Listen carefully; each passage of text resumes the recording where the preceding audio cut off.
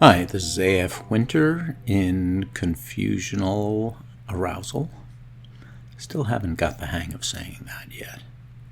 But this whole podcasting thing is new and interesting. I don't know if I will be successful at it. Probably not, because I've been very unsuccessful in most of the things that I've tried in my life.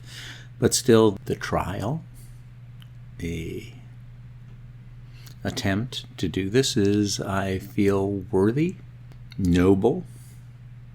I guess that could just be a rationalization, but we'll go with that anyway.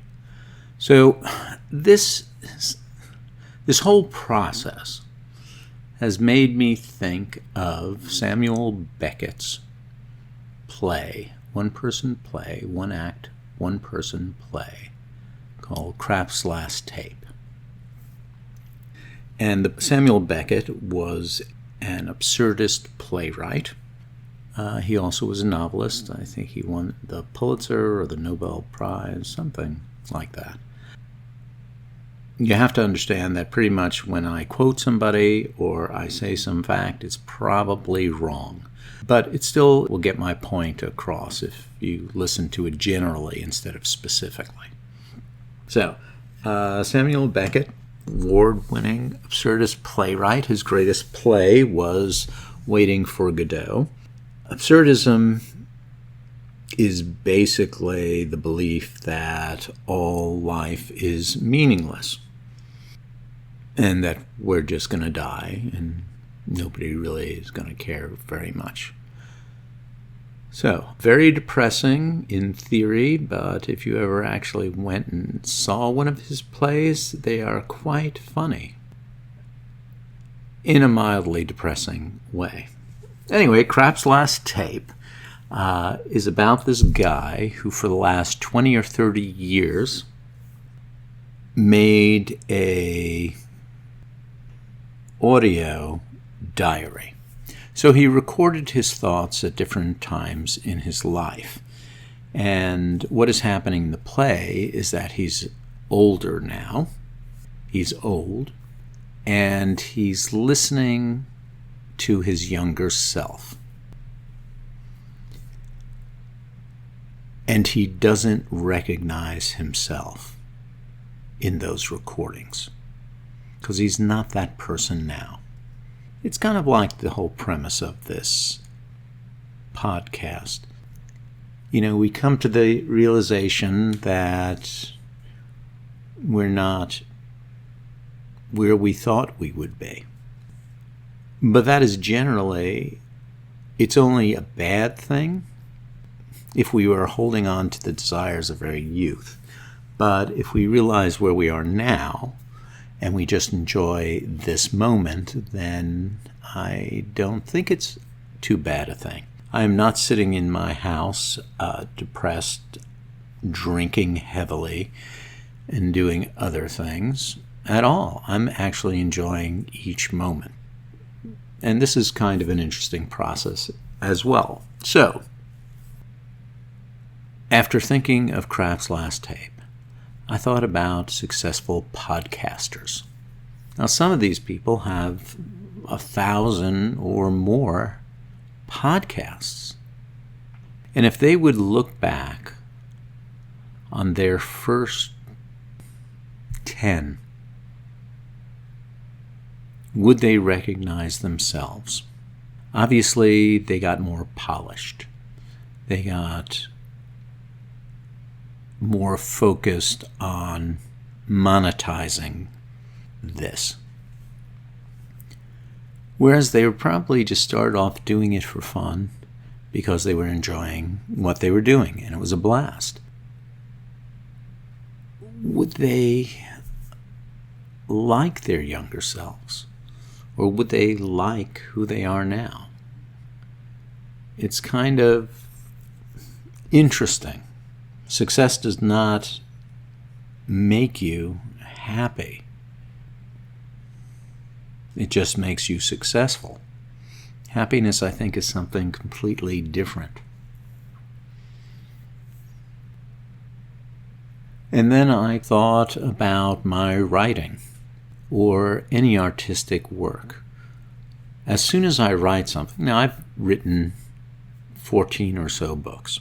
Not that much, but not too little also. And I've done poetry and plays and novels and kind of textbooks on theater things.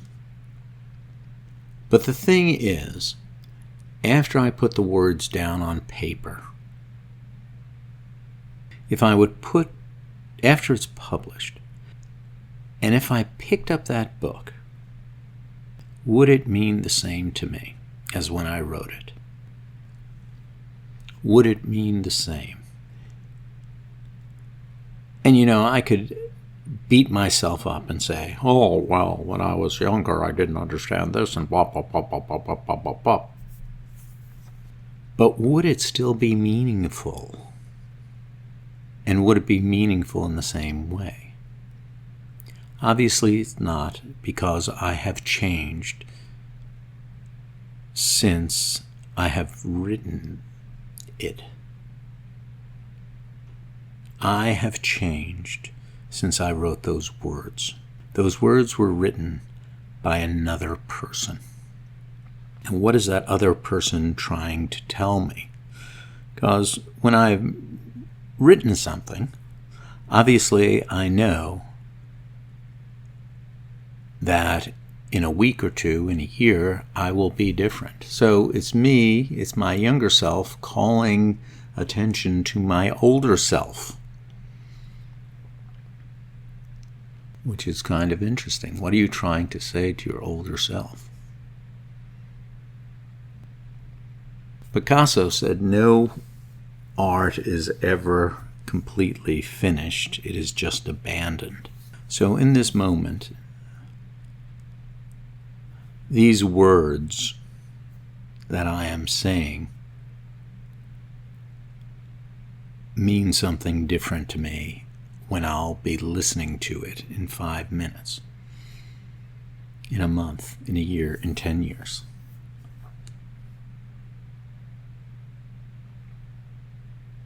And so what is art? And if we're always changing, if we're always fluid, then I think the things that make us miserable in our lives is trying to hold on to something that never actually was. To trying to go back to that happier time. We were better off then. We were happier then. We were full of life. We were full of youth. But we're not that now. Is that actually a bad thing? Lewis Carroll in Alice in Wonderland, Alice says, I can't go back to yesterday because I was a different person then. So I think, and I don't know, because I'll probably change my mind in another 20 minutes or so, is that the only way to be truly happy is just to be in the moment and then forget about our past. Even that sounds stupid now. So we're not actually forgetting about our past. We are appreciating our past. We love the moments of our life that we shared with other people. And if those people are gone, whether permanently or temporarily or eternally, they gave us that time. They gave us those moments, and those are gifts.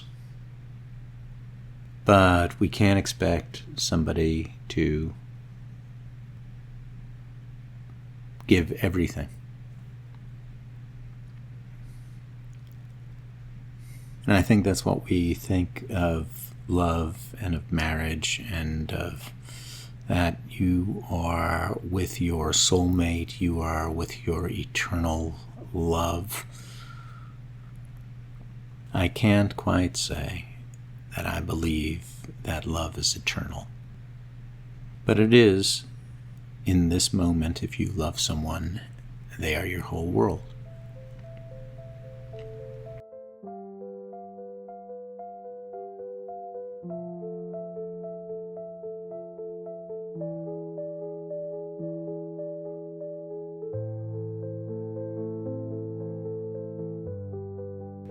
That is the terrible thing about life. We only have this moment. The terrible and wonderful thing about life. This eternal present. The past is a corrupted memory, and the future is a false promise. Time, as we understand it, is an unnatural construct that ties us to our lives. This mystery of time, this agony of time, of becoming, of slowly vanishing into the background. I once more think of Beckett, because he describes this terror of time better than anyone I have ever read. This is from his novel, What? To think, when one is no longer young, when one is not yet old, that one is no longer young, that one is not yet old. That is perhaps something. To pause towards the close of one's 3-hour day and consider the darkening ease, the brightening trouble, the pleasure because it was, the pain because it shall be, the glad acts grown proud, the proud acts growing stubborn, the panting, the trembling towards a being gone, a being to come, and the true no longer, and the false true not yet. And to decide not to smile after all, sitting in the shade, hearing the cicadas, wishing it were night, wishing it were morning, saying, no, it is not the heart, no, it is not the liver, no, it is not the prostate, no, it is not the ovaries, no. It is muscular, it is nervous. Then the gnashing ends, or it goes on, and one is in the pit, in the hollow, the longing for longing gone, the horror of horror, and the one is in the hollow, at the foot of the hills at last, the ways down, the ways up, and free at last, for an instant, free at last, nothing at last. The man was brilliant, and has given me courage to put the words down on a page that I knew no one would read, no one would listen to. I know that I am only a dim shadow of Beckett, not even a shadow. I am what remains of the shadow after the candle is extinguished. But I see his influence in my writings as I see my father in my reflection. Whether I want them there or not, they remain, whispering in my ears when I have blocked out the noises of my life, the ones that have always been with me, them and so many others that will not desert me, as I have deserted so many. They will remain to comfort and torment, until the things that torment and comfort become one. This is A.F. Winter, and I hope you will tune in next time for another episode of Confusional Arousals.